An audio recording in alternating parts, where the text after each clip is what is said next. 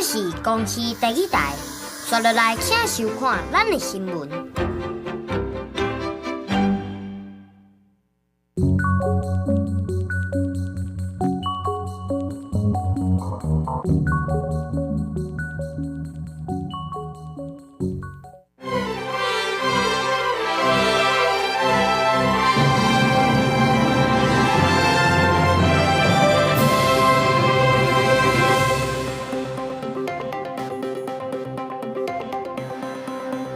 观众朋友，大家好，欢迎收看10月17日下晡新闻，我是麦尚莹。头起先带大家来关心今仔日的新闻重点。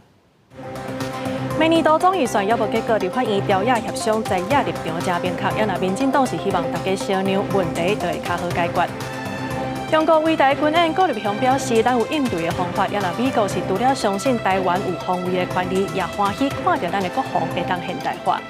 美国民团公布网络自由度的报告，台湾是排全世界第7，是亚洲的冠军。连出消息的真假假，真做是资讯传达的关键。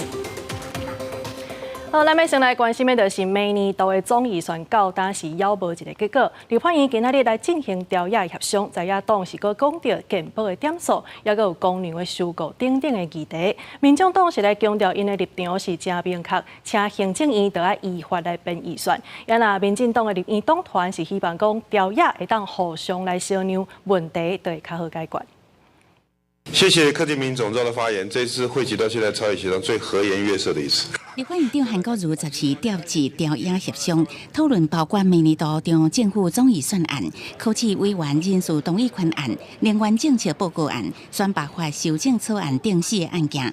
尤其总预算案卡掉的，在野搁提减法补偿、公粮收购价小提高，也加健保点8这个议题。立法院通过的事情，行政院抵制不作为，已经明显违法，而且这不是关系到哪一个党、哪一个人，这是关系到全民的健康，全国的农民。农民呢还有分颜色吗？2300万人的健康还有分颜色吗？立法院已经3读通过的法律案，那个已经构成了人民的请求权的基础。所以台湾民众党团的立场非常的简单，就是请行政院依法行政，依法编列预算。外团协商前，立委郭金素梅嘛主动找原民会主委詹志勇沟通原民会减法补偿，而且态度真客气。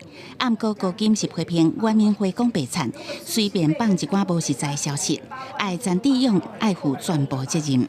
今天朝野协商的时候，我也会请曾志勇给我一个交代，这个声音怎么会到这个媒体那里去？然后还用知情人士，这个知情人士到底是谁？请说清楚、讲明白。民进党立委柯志杰认为，叶总拿赢强硬要为减法补偿当总预算案，安尼该开始罢免都爱做。民进党团干事长吴思瑶是话讲调野，搁退一步，互预算的问题会当赶紧解决。开议要1个月了，现在连开始的第一步都还没有迈进呢，所以不要把政党利益置于国家利益之前，站在人民的角度，大家都是要审议，大家应当都是理性冷静的鸽派。对于选举罢免法的修法嘛纳入协商的议题，吴思瑶表示，在野党讲民生优先，暗过煞安排有争议的选罢法来协商，认为吵打天书正义影响调野和谐。记者综合报道。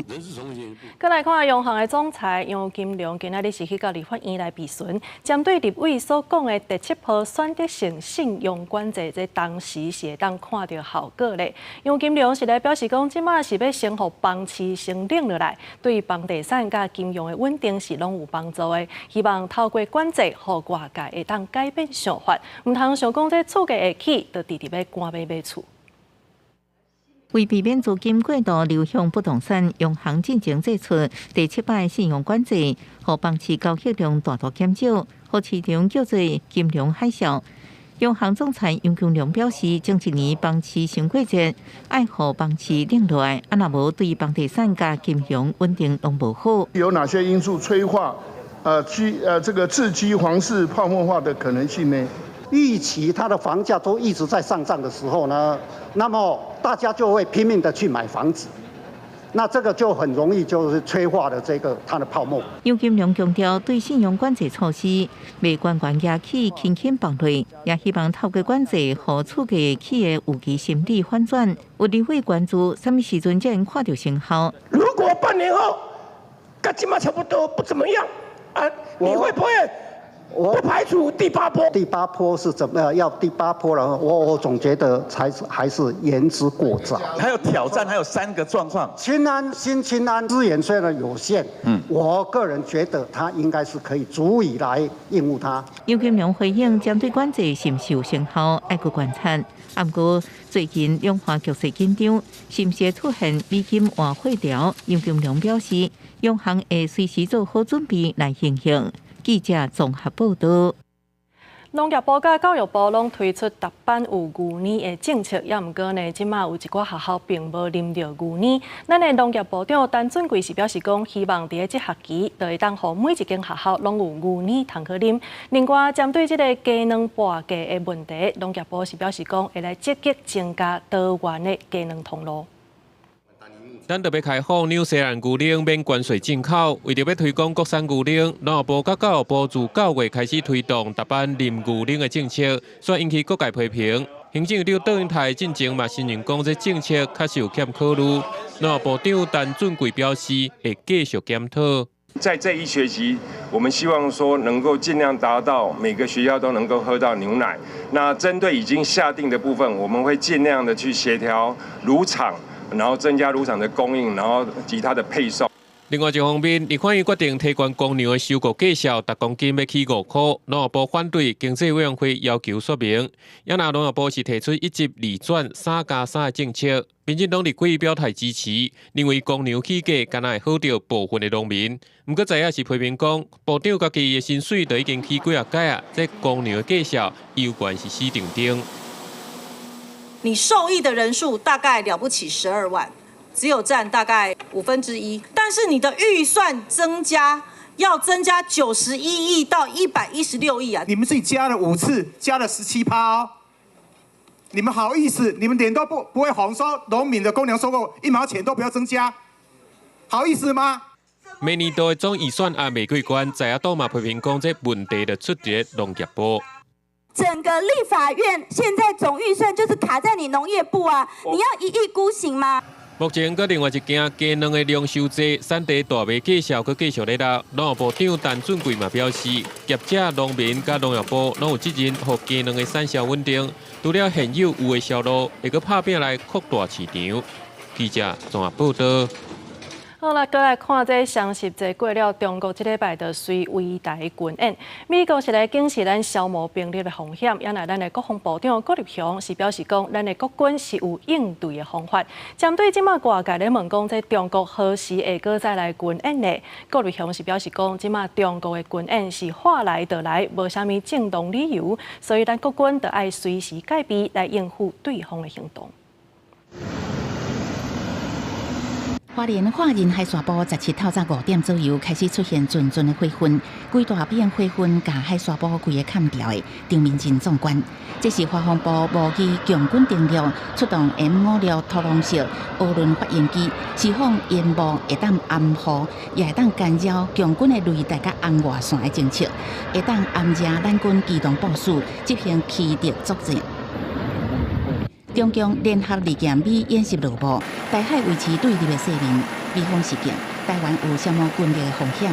国防部长郭立雄17表示，有应对之道。国军嘛透过掌握中共航南辽宁号甲海警船这个动态，预判中共这届军演的行动。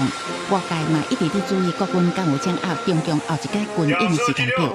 中国对台进行演习，常常毫无这个正当性的来进行这样子的相关的演习的活动，所以我们一向料敌从宽，不会排除他在任何时机、任何时间点都会找任何的借口。郭立雄坦白讲，无排除中共可能会由演转战，压缩咱方预警的时间，已经将相关的设想纳入汉光演习。另外，中共差不多每一礼拜有一届对台实施联合舰备警巡，海军舰艇离咱方24海里，即马佫加入登陆舰进行舰场的管理。可能就在做一个实战化的一个战场熟悉跟训练，所以就是航道的熟悉，是战区的管理。是进到我们责任区的部分，我们都会透过我们今天这样制海的飞弹部队都有做一个战备的一个运作。最近有高中传出发放见习青年服勤同意书，互人积极甲学生囡仔送去战场。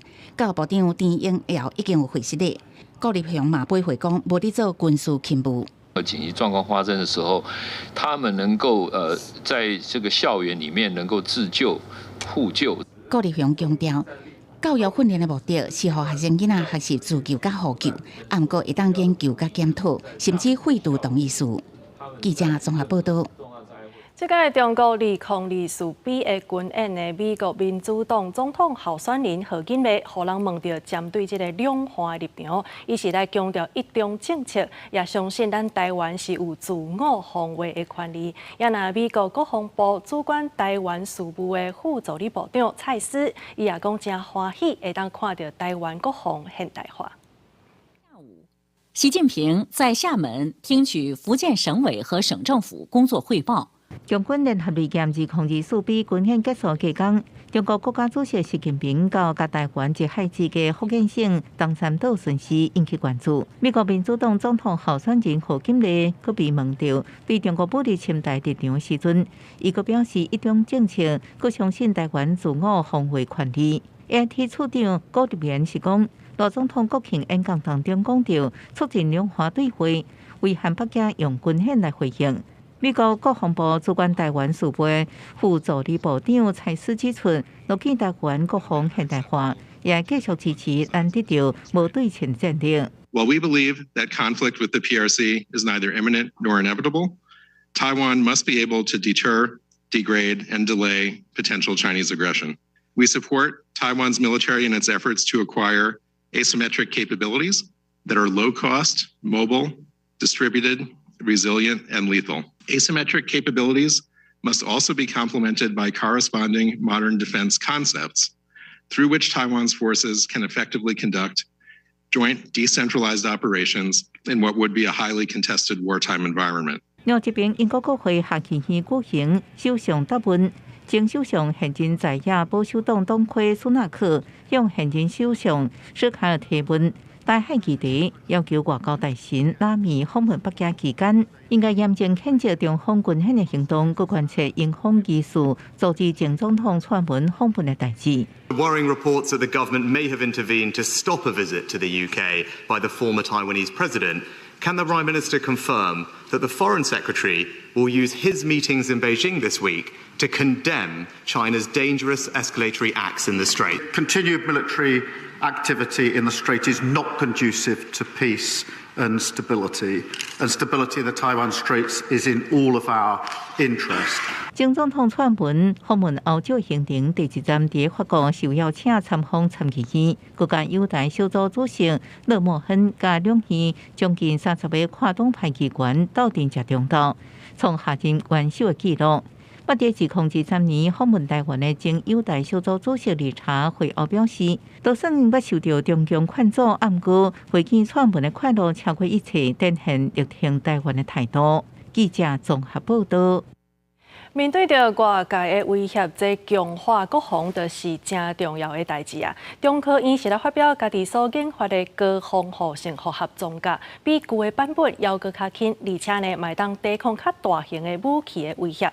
专家就来表示讲，若准甲这挂伫分霸系列的装甲车，也是战车顶头，这防卫就会当搁较灵活。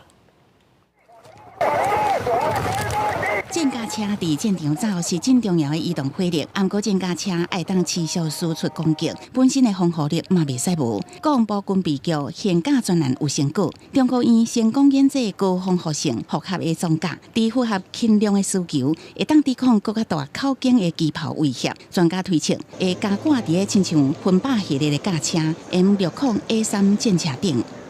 因看到这带油看起来，敢是拍入去这复合性的装甲内底，不过其实这带油是卡伫灰啊遐，所以伫后边这车体是完全拢无受到影响。它危险呢，大约是增加2倍，它等于说我们的防护力大约提升了2倍的防护，但是重量呢不会到对于机动性呢造成很大的影响。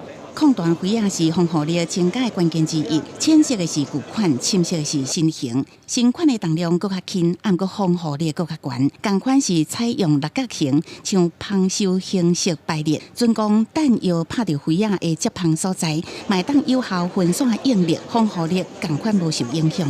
过往战车它是一个陆战之王会面对各种各样的比如反战车飞弹反甲火箭甚至现在无人机的攻击所以其实增加了相关的防护力是很重要的。护壳装甲去予各界当作机密技术，准讲买出口装备嘛有限制。中科院突破技术的困难，和国防自主搁再向前进一大步。另外，中科院当地研发自制高效率热能电解散氢技术一甲应用系统，内底包含真侪项中科院的专利，会透过制氢、镀氢，也有氢能应用，运用到国防民生工业，嘛无排除会运用伫水下载具，像讲潜水艇，望会当达到国防热氢自给自足的一个目标。记者综合报道。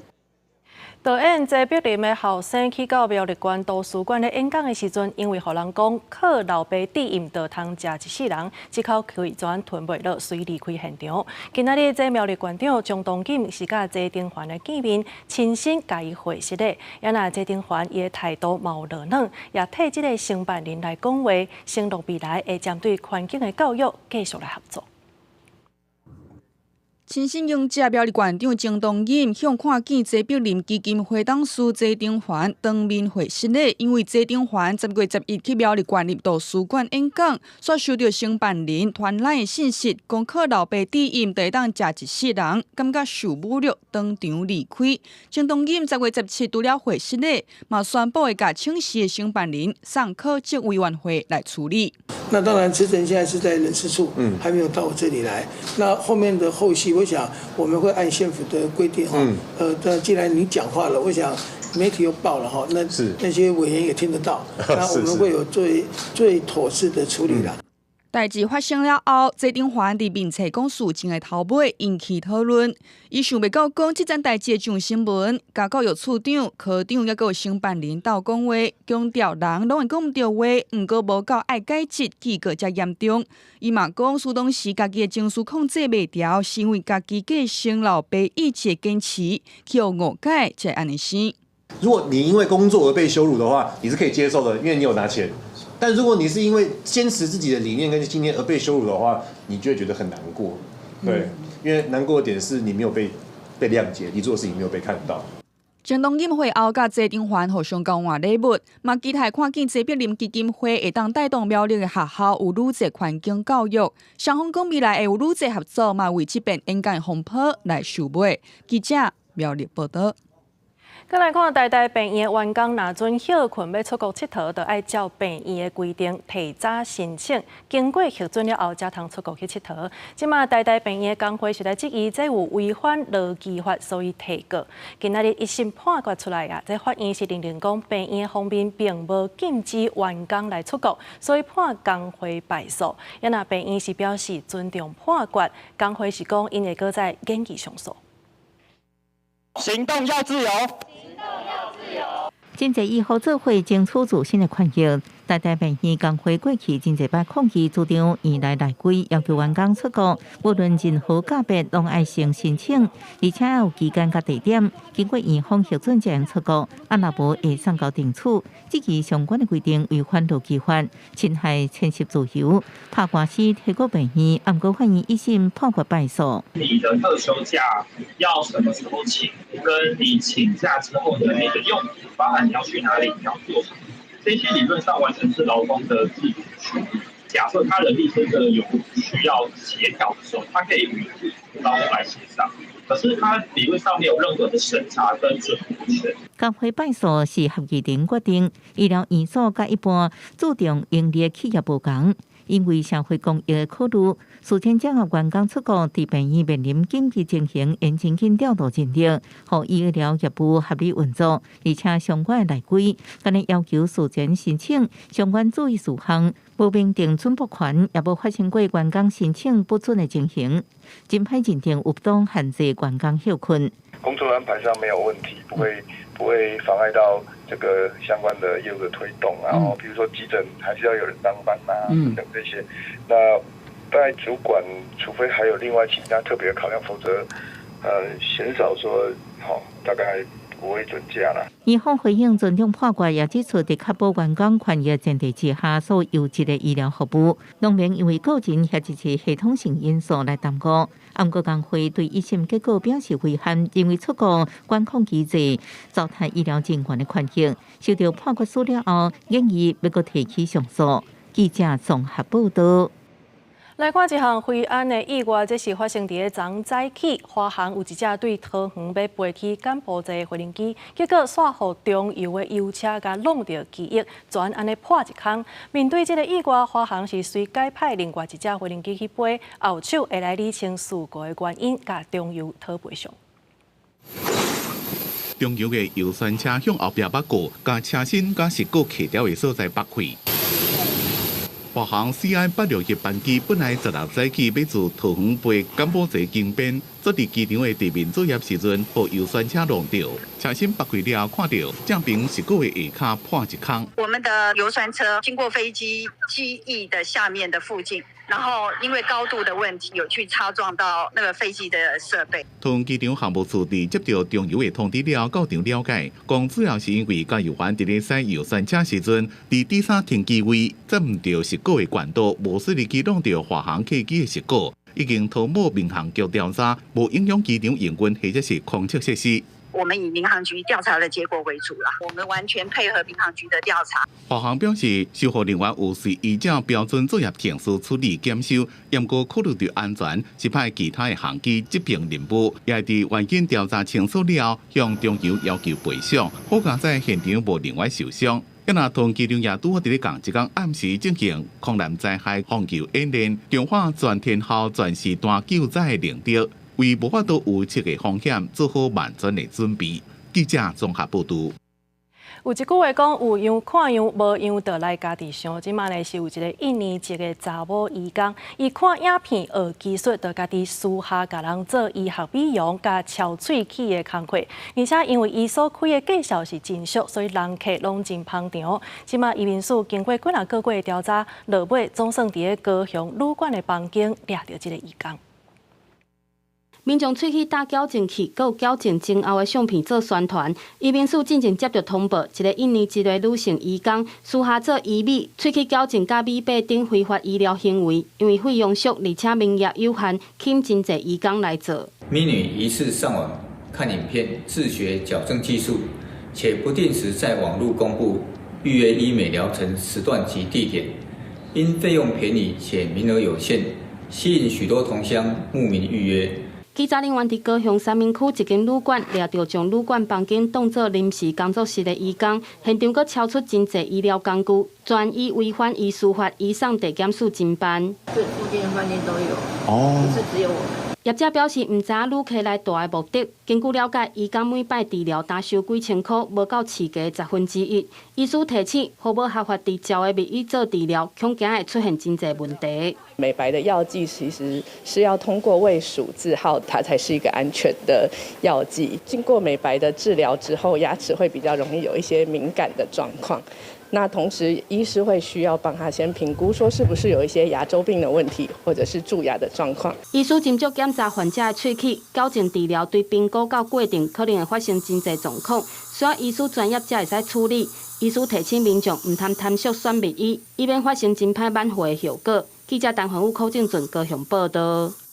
伫台湾有约80万的外籍移工，各种的产业拢有因的身影。也毋过，即马是有立委讲，伫咧船顶咧做事的移工，若准拄着强迫劳动的事件，是定定无电话信号，通好找人去帮忙的。虽然讲即马中央是有来鼓励渔船爱来装 WiFi， 也毋过劳动部表示讲，目前犹阁无够普遍。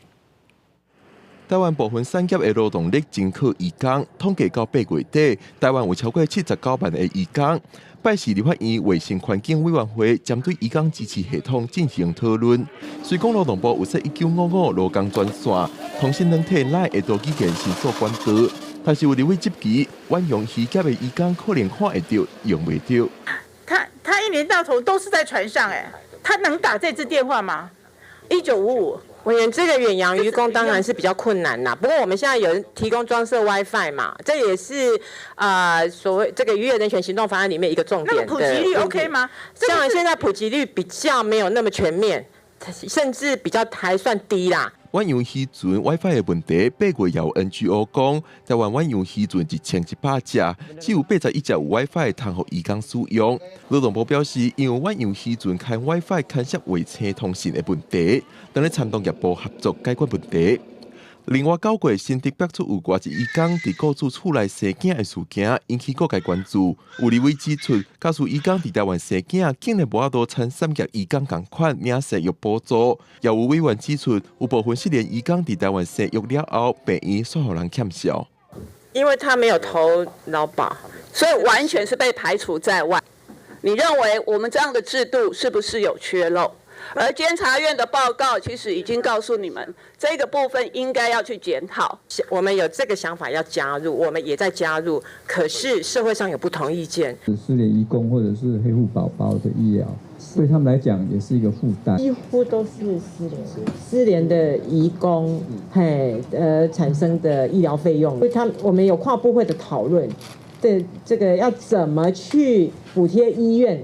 劳动部表示，假使渔工生育补助的问题，目前因为雇主、中人、劳工各方意见无法度整合，要来规划指引。那病院因为治疗失联渔工，致使予人欠销的问题，除了补贴病院以外，等咧参渔工来员国协商负担。记者讲李玉凯台北报道。进前的风台山岛里是甲高雄真侪树仔拢甲扇倒去，即卖呢，因为遮的树仔是拢集中放做伙，颠倒是互一寡蛇类有所在通好去比。伫咧10月14暗时的时阵，有一个查甫囡仔伫学校附近拿枪去互清德司甲夹着，即卖是爱住院治疗1礼拜。学校方面是来表示讲，会针对校园来借火防蛇，避免搁再发生意外。倒伫病床顶，4年仔的查甫囡仔脚前头包起来，脚盘做记号。14暗时，这个查甫囡仔含厝内人去倒粪扫，煞熊熊感觉脚真痛，去互医生看，发现倒脚的枕头互夹2空，怀疑是去互青德司夹着伤。不过市府表示是啥物蛇也未确认，会用支持性的治疗，住院观察1礼拜。因为孩子平常对蛇他有点认识，所以他可以描述这是有可能是一条青竹虱。那么马上去送医去做治疗。这几年就是偶尔会有一次啦，就是在民众在那个河堤公园活动的时候会看到，那看到一尖叫，那个蛇就往水沟钻了。查甫囡仔因兜离学校150公尺，学校周边发现毒蛇，经野石灰粉，提醒家长要加注意。封街地点嘛有志工咧野石灰，无排除是风太过，真侪树仔倒去集中放做火，煞颠倒增加人甲蛇接触的机会。卫生局统计，风太过后，毋但即个查甫囡仔，另外佫有2件互蛇夹着伤的案件，加在伤势拢稳定。这种有些栖息在这些植被里面的这些生物，可能就会被人可能就会被跟它碰在一起。像毒蛇的话，有可能就会被有些人可能就会被它咬到，是有那样子一个几率。会发生啊！专家表示，风太过后，确实可能增加人甲蛇接触的机会。建议若真是要摒扫，就要挂较高的手笼啊，会看到皮肤的所在嘛，拢爱往起来。若阵无细枝，互夹到，这空喙嘛较浅，较无危险性。记者王周婷、明昭权高雄报道。即马科技是愈来愈发达，为着要来避免学生囡仔验算手机啊，教育部是来定出高中以下学生使用手机的原则。今仔日早起伫立法院举办公听会，当场有真侪团体是来反映这原则是无够明确，而且嘛无强制的效果，所以呼吁教育部应该爱针对年岁的差别来定出合理使用的规范。关心别人的社群，甲生活中的代志传去伫网络顶，或者是要看影音嘛真利便。多数人伫咧学校，只要有载手机啊，大多数学生就会使用。不过上课时间，学校要安怎管理，就真做问题。有学校是采取统一集中管理，然后呢，有的人是选择说各班集中管理，或者是说各班自行决定管理方式，甚至有的是说由科任老师决定要不要收手机。那当然也有是好，就是自由，好自己看着办这样子。教育部2019年针对高中以下学校定出手机使用原则。教育团体伫立法院公听会反映讲，内容无够清楚，嘛无强制力，会造成学校歹管理。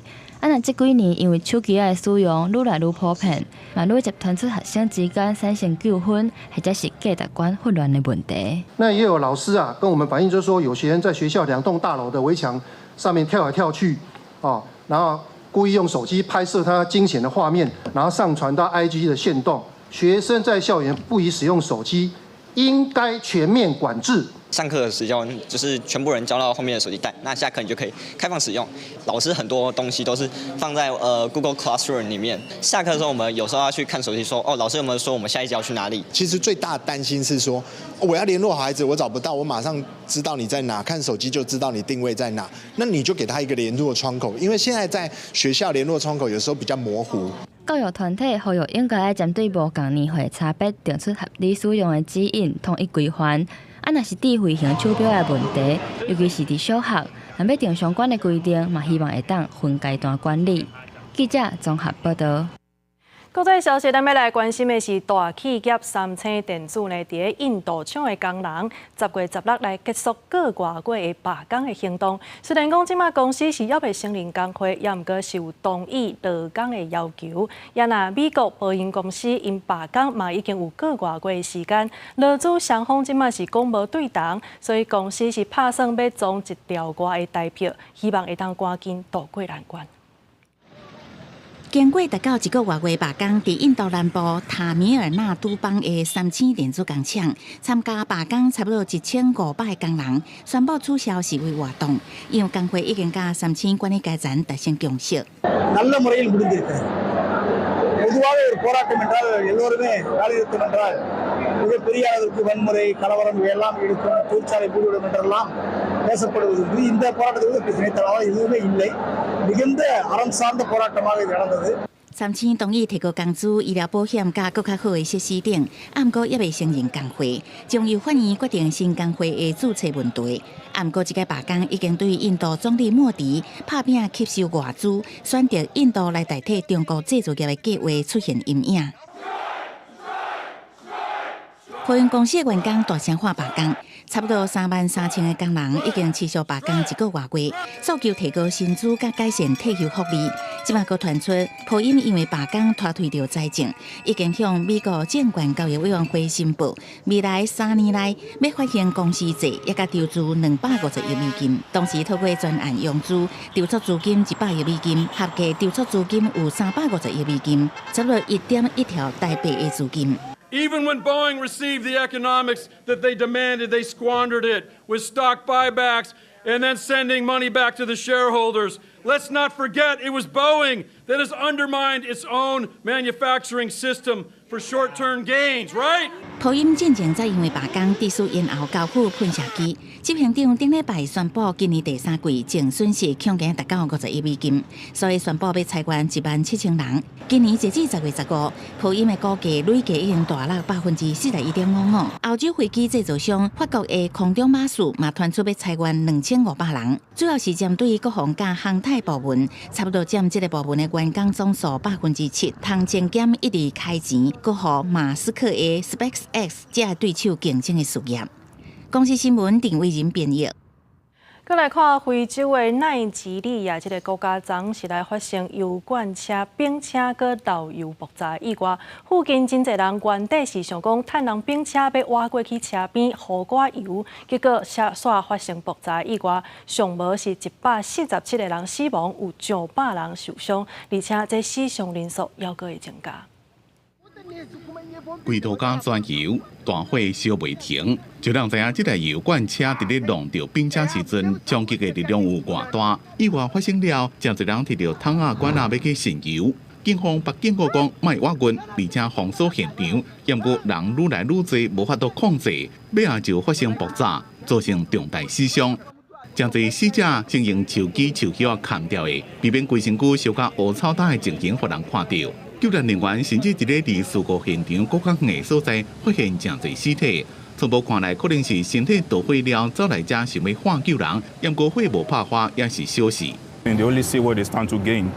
as in trying to scoop fuel and make money out of it. Maybe as a result of the economy hardship, that's the only opportunity they have. 这台油罐车是15案，经过北部直接外州时阵失去控制并且驾驶无受伤，已经被拘留调查。在这个非洲人口上多国家，油罐车行的路无保养，真侪空，车也无定期保养维修。 常常发生油罐车并且爆炸意外。虽然奈及利亚是非洲上大的石油生产国之一，不过产车的问题真严重。百姓因为生活成本一直起，日子真歹过。汽油对因来讲是真罕，搁真珍贵。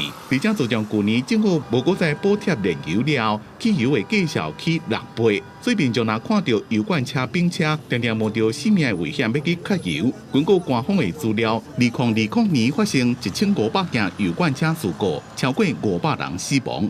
公司新闻黄文玲编辑。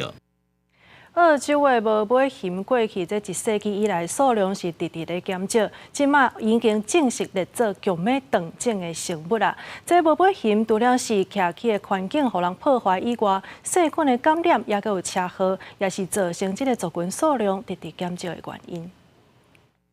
动保人员用大筒一喙一喙地饲无尾熊囝，这只无尾熊囝的体重才甲一粒酸叶差不多。动保人员发现的时，无尾熊囝躺伫路边，伊的阿母已经互车撞死。实际上，伫过去2年，动保人员伫附近救到40只互车撞到的受伤的无尾熊，这也代表死亡的无尾熊数量可能会更较侪。I think if we continue on the trajectory we're on with habitat destruction. 根据澳洲的统计，目前无尾熊阁剩大约95000只到524000只左右。因为城市扩大、土地清理政策、森林业的开发，阁有错树啊，也阁有护狗攻击，阁有交通事故等等的理由，互澳洲的国宝数量继续减少。也若大约伫50年前，动保人员头一届伫无尾熊发现 PE 菌，这种细菌会致使无尾熊青霉。 母的无尾熊尿道会感染，甲袂生，也会损害到公的无尾熊的精子。动保人员批评当地政府动作凶慢，才会互东海岸的无尾熊伫2021年互政府正式列作可能断种的物种。也有研究人员伫这10年监测，并且对165只的无尾熊注疫苗，发现这互因的死亡率降低64%。不过目前犹原是伫咧试验阶段的初期。 But I have to stress that this research is in its infancy, and there's in the immediate future there's no magic pill that's going to fix this chlamydia problem. 最近几年，动保人员又搁发现无尾熊当地面对另外一项的威胁，也就是气候变迁。气候变迁造成大火甲烧热的天气，会互无尾熊的生产地愈来愈细。公司新闻新乐培编译。 在地消息来关心，这校园安全又搁出代志啊！这是发生伫个政治大学发生偷袭的事件，地点就伫今年所新设的性别友善便所。这受害的查某学生是甲便所的门挡好条，唔互嫌犯走去，搁请同学赶紧报警察。落尾这警方是当场抓到人。警方到场时，现场被害女学生指述她在使用厕所时，突然感觉后方有异样。 转头发现遭人用手机拍摄，被害人立即冲出，并将隔壁厕所门压住，阻止嫌疑人逃出。随即请周遭热心同学协助报警。警方现场听完被害人陈述后，随即依被害人指称厕所门，将李贤当场逮捕。 警方表示，这个男性是讲，伊家己就是校友，住伫学校附近，现场检查伊的手机啊，结果发现一寡影像甲资料拢已经互刣了，落尾是依法甲人送办，手机啊也扣起来送去鉴识。另外，咱要来关心的就是台南海水淡化工程的计划是预计伫2028年就会当完工，也毋过这当地居民是真烦恼，这海水淡化的过程所排出来的污水会来影响到渔业。台南市长黄伟德是来强调讲，若准民众有疑虑，就会加强来宣导。 议员公开质询，强调台南是全台湾水库上界侪县市，大大小小计共有11座，唔知影为怎样，搁要伫咧将军青群新附近起海水淡化厂。降雨量嘛正常啊，不比唔是讲平日讲无啥咧落雨啊，对无？哦，那么即摆吼，有当时啊，我定定讲啊，即摆海淡厂要去咱台南，哦，袂输讲会讲去咱水库上济所在袂是看台南无去的。毋但议员质疑，将军区在地渔民嘛烦恼讲起海淡厂漏水毁败，会影响到近海渔业和养殖。做咧伊个水啊咧烧咧吼，佮用咧讲咧了，对阮这沿海这吼，几做歹啦。无这一定爱做，海水当然是一定爱做，啊，重点是讲是要安怎陪阮这渔民啦，要陪船啊，也要陪这只。阮足咸的啦，你若做落了，恁遮挂网格的讨海，免几年，就差不多拢无啊啦。渔民烦恼讲，这海水淡化了后产生的漏水，恐惊会冲击掠鱼的水质，嘛会去影响到渔获量。针对这件代志，市长黄伟德强调讲，附近的国家地区，包含新加坡、香港等，拢有起海水淡化厂，技术已经真完备。因为南部过去就捌发生100年大渴荒，要有更较多元的方式开发水资源。因为海洋那么大，卤水那么少，如果能够适时的排放技巧，能够排放到比较远的地方，没有再近海的话。那其实对于海水的咸度是不会影响的。有水当思无水之苦，所以积极开拓水源，包括海淡厂的用水，也是政策上需要努力的目标。台南海水淡化厂预计2028年底完成第一期散水，每天生产10万吨。计划透过送水的管线接入自来水管，由自来水公司统一调度，供应做公共用水的使用。市府嘛强调讲，会要求中央的水质符合标准了后，才供应使用。若是民众对海淡厂的水有疑虑，一定会要求中央加强沟通。记者综合报道。有供电业者要踮家己的大埔乡来设大片的供电棒，这在地居民是强烈反对。也毋过，甲县政府反映了后，这问题煞拢无通好解决。今仔日，这居民是去到行政院来陈情，要求中央政府爱介入处理。落尾是由处长级的人出面来接陈情书，表达讲会去了解甲处理。公文好啊嘛，对吧？你我摕公文来。供电业者派怪手电工具机准备进场施工，嘉义县大埔乡民出来动车，无要互供电业者入来，造成乡民的生活困扰。乡民指控大埔乡最近有供电业者无甲乡民沟通，就要铺设大面积的供电棒，引起居民的抗争。向县政府反映阁无结果，只好伫南委的协助，透早上北到行政院陈情抗议。光电不能紧邻我们的社区，不能紧邻我们的住家，更不能紧邻我们的学校。政府说叫厂商要跟我们联络，要跟我们沟通才可以再做，可是他们置之不理啦。那少年乡民真生气，高龄的长辈嘛坐轮椅做伙上北陈情，恳求政府莫互供电业者扰乱乡民平静的生活。足艰苦的，我像阮咧阴暗时拢足惊吓啦，拢未困未食啦。乡民希望政府介入处理，行政院是派经济能源农业处长接陈情书，强调会马上处理。南委是批评供电棒设置的相关法律限制严重不足，建在地方政府批准业者4个去施工，百姓求助无路，要求政府都要重视这个问题。记者综合报道。再来看这国道5号边的车道，即马是对大溪一路开去到东山，即马地方呢是来争取这车道要修长到苏澳。即马甲公部门已经有共识啊，打算是利用这个苏澳交流道的部分车道，当作是通过新城溪的路。专案已经甲交通部申请甲评估经费。国道5号边的车道是宜兰重要的车道，车袂少，不过赛车敢若当对大溪到东山，地方争取连延到苏澳。不过公部门所提出的6条路龙，煞无法度得到地方的共识，经过协商，总算定案。所以利用现有的车道来做一些调整，那这样子也可以同步节省将来的工程建设的经费。交通部甲县府认为讲，国道5号边的车道咱沿通过新城溪需要另外起桥，工程费伤悬，所以决定国道5号接苏花改2030年完工了后，苏澳交流道车一定会变少，打算利用苏澳交流道部分车道当作是边仔车道通过新城溪的路龙。苏澳交流道目前有3个车道，未来会利用其中一个车道来接国道5号边的车道。专案县府已经向交通部申请规划甲评估经费，在明年度可以做一个前中后的一个工程的一个规划。那部分先做，之后我们配合国道5号衔接苏澳改工程完工之后，那一起来提前来通车。不过地方认为，等国道5号接到苏花改的工程完工，隔一段时间，希望政府加速分做前中后基场，甲会当做的工程先做，后边的车道配合国道5号接苏花改做回通车。记者综合报道。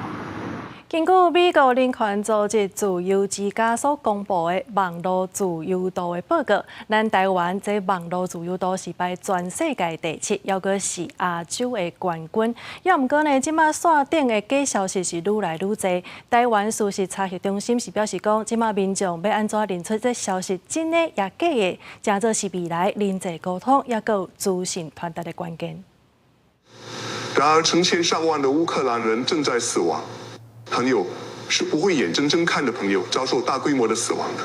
星期三社群咧传一段新加坡前总理李显龙批评美国的影片，唔知民众看到可能会认为是真的。我们希望其他国家都清楚明白，新加坡是一个多元种族的独立国家。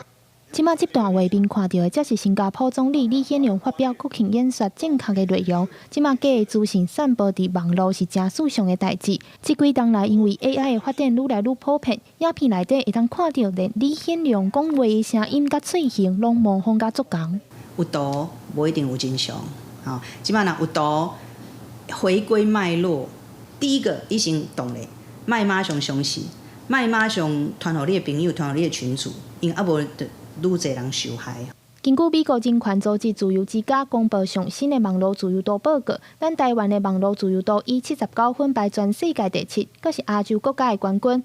另外，事实查核单位麦克平也表示，未来 AI 发展的技术会愈来愈好，咧辨认正确的资讯甲影片，可能会愈来愈困难，互资讯更加透明化，这是对付假消息上好的办法。都是建议民众，假如说看到一则讯息，无论是它是哪个单位发的，或是你的亲朋好友发的，或者是政府有关单位发的，无论是谁，就是你看到这个讯息的时候，建议都先做冷确查，就是冷静确认查证。事实查核中心的执行长也表示讲，台湾是一个会当充分表达家己意见的民主国家，要安怎建立人甲人之间的信任，尤其是伫即卖社会，人人拢有手机啊，健康会当信任的网络环境是真重要的。记者张家嘅谢桂林台北报道。台湾每当拢有超过1万的女性去治疗年癌，而且这年会比欧美的国家还阁较早10冬左右。即马国卫院是来发现年癌的突变基因，希望会当研发药物来帮助更较侪年癌的患者。会发生的时间点是在比欧美的60岁还要再更往前，甚至是在50岁以前。伫欧美地区，年癌发病年岁是50个岁至60个岁，不过伫台湾，年癌发病年纪有少年化的趋势，比欧美地区搁较早10冬，平均拢伫40个岁至50个岁。国卫院初步认为，这甲环境文化知识有关系，不过详细也是要透过未来的精准医学来做判断。在这400多个基因里面，我们的族群跟欧美族群的差别，那所以在下个阶段我们会展开更大规模的研究。为着要更加了解台湾发生年癌的年岁是安怎会比欧美地区更较早，国卫院分析116份的台湾年癌检体，经过440个致癌基因的检测，发现这种上常看到的突变基因，针对这的突变基因来做治疗，会当提供每期患者另外一款的治疗方式。我嘛发现讲，阮这个基因检测应该会当对一大部分的这个乳癌患者吼，也讲到迄个晚期的病变吼，迄个药啊无多选择的时阵，有可能会当提供这个真好的这个治疗的帮助啦。国卫院嘛鼓励年癌患者会当去病院进行癌症的基因检测，健保伫今年9月初1有开始提供特定患者补助1万块的基因检测。政府嘛有规定，厂商基因检测是袂当超过4万块。也若国卫院这份研究，毋但会当帮助到年癌末期患者，对开发年癌标靶药物嘛真有帮助。记者陈阿选柯敏哲台北报道。台语声音学院配音班是由公司台语台、宝岛联播电台，也有动画特效协会做伙来举办。即马30位学员经过4个月60点钟的训练，已经看到真好的成果。阿公，阿爸讲，这间厝内有无时仔，敢有食时仔？阿弟敢有相信？我感觉足后面呢，世界上哪有无是咱这款物件啦？一个人用无共声音扮演几内角色转换甲新线拍，这是台语配音版的成果发表。近2年来，望爱台语配音真受欢迎。公司台语台就业界自6月开办台语声音学院配音班，希望会当栽培台语配音的人才，嘛请真侪无共领域的民众来报名。最近上红的、上请的就是几个节目，像咒啊，还有女鬼桥，因为即马拢敢若只是华语的，所以我希望未来嘛会当有台语的这配音的节目。像秀玲本身就是节目的配音员，伊对台语真有兴趣嘛，望未来会当有愈来愈侪台湾节目有机会通用台语配音。另外也有单纯为着兴趣来报名上课的学员，伊表示家己聊落去，才真正体会到声音工作真的无简单。过去我拢感觉讲台语无遐尼困难，嘛感觉讲这配音工课虽然看起来是真趣味，来了才知影讲。不管是讲台语也好，还是讲做的这个配音工课也好，其实拢是真困难的代志。课程拢总20节，包括变音技巧、网架配音、戏剧配音等等，邀请真侪为业界的专家来上课。亲像讲师之一的资深声音导演林凤雪就指出，有通建立系统性学习的学习是真要紧的。有的就是你上顶节，我上下节，迄个上后壁迄节，我感觉无连贯性啊。即马颠倒是规个较完整，会当甲学生囡仔讲，恁爱注意下哦。配音班的学员拢总有30位，经过4个多月的训练，总算是摕到毕业证书。台语台台长卢东希嘛表示，希望透过台语配音班，通协助业界找到需要的人才，和台语伫咧无共领域开枝散叶。记者卢尚珠、郑俊佑台北报道。高雄的基丁天后宫目前是市定的古迹，今年呢，这庙方是决定要甲申请做国定古迹。文化资产局即马是当咧评估伊的文化价值。伫咧平常时基丁天后宫有望有袂少外国游客来参观拜拜。基丁天后宫自1673年开基到今，已经351栋。虽然经过几啊摆修建，不过无论是金条的牌匾、百年王尊、正殿插座的马祖，也佮有3桶牛、5个龟桶的木造结构，拢保存甲不离啊好。最近庙方只是申请天后宫做固定的古迹，嘛伫个议会引起讨论。旗津天后宫他们这么积极要作为国定古迹，其实是很难得的哦。因为其实一般私人的产业要能够成为国定古迹，一般都应该是很害怕才对了。但是他们对自己的庙的管理是非常有使命感的，所以他们希望自己可以变成国定古迹。咱做就完毕了，咱天后宫的管理委员会，咱总数48位的委员。一直来联动、来推广、来算互伊做变成是全台湾咱的国家性的以及古迹安尼。2020年，基丁天后宫上尾一摆整建，隔当年立配安做。其实伫1985年的时阵，内政部就捌将这列做国家的3级古迹。1997年文化资产保存法修正了后，天后宫就改做市定的古迹。4年前，主委陈冠明就表示，想要推杀天后宫升格做固定的古迹，迄当时佮邀请4位国宝级的师傅来参与修复的工课。文资局那边，他现在因为正在委托做文化资产的价值评估，那预定年底可以完成，所以后续就会进入实质的程序里面。文化局表示，8月份已经正式甲中央提案，现在的定数恐惊要8档以上。民间嘛望政府的协助，会当替高雄保留重要的文化资产。记者邱朝阳高雄报道。上港的会星紫金山伫10月12瓦进地球的时阵，全球各地拢有翕到会星的尾流。咱的中央气象署也来发布伫个玉山气象站所翕到的会星的相片。中央气象署玉山气象站的人员15伫玉山北方的山顶翕到紫金山阿特拉斯彗星。彗星长长的尾流划过蓝天白云，会会人看到玉山北方的白夜。这几年来上广的彗星紫金山阿特拉斯是真少目睭就看到的彗星，伊的轨道周期真长，坐太阳一年要8万年。Well, this comet has not been in our part of the solar system for about 80,000 years. So that means pretty much the last time it came, the Neanderthals were still around, which is amazing. 主金山阿特拉斯会星9月28到近日点，了后10月12日会星通过近地点上挖近地球，一旦观测到的光度大概是1顶。即马全世界大家拢伫咧小看彗星，虽然推过6万年了，会搁再出现，不过专家认为可能敢若这边尔。它就变成一个抛物线了。那这抛物线呢，就是两头都是开口的，也就是说，如果是在抛物线上运行的这么一个彗星啊，它进来以后再出去，它就不会再回来了。这粒彗星去年2月2日由南非的阿特拉斯天文台同步发现。经过比对，甲去年1月初9中国主金山天文台通报尾啊失踪的彗星是同一粒，所以用2个名合起来号名。估计伫20进前，彗星的光度又远伫咧4顶以上，用相当望远镜看西边的天顶，应该就会当看到。公司新闻张伟玲、吴继昌编辑。来看下半晡各地头的温度，北部地区26度到32度。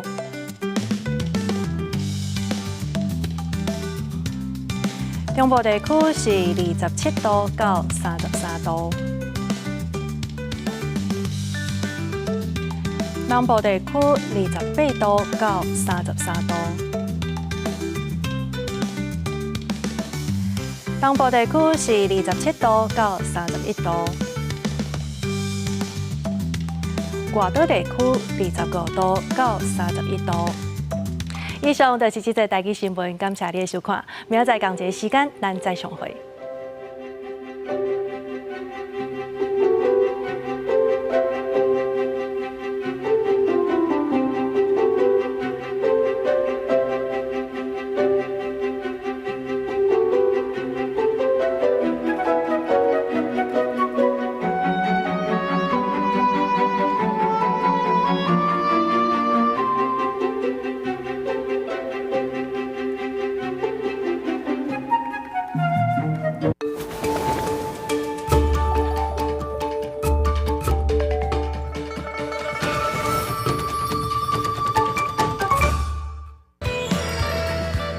朴实清廉的旧城区，进步搁时行的新城市。越南即马长发展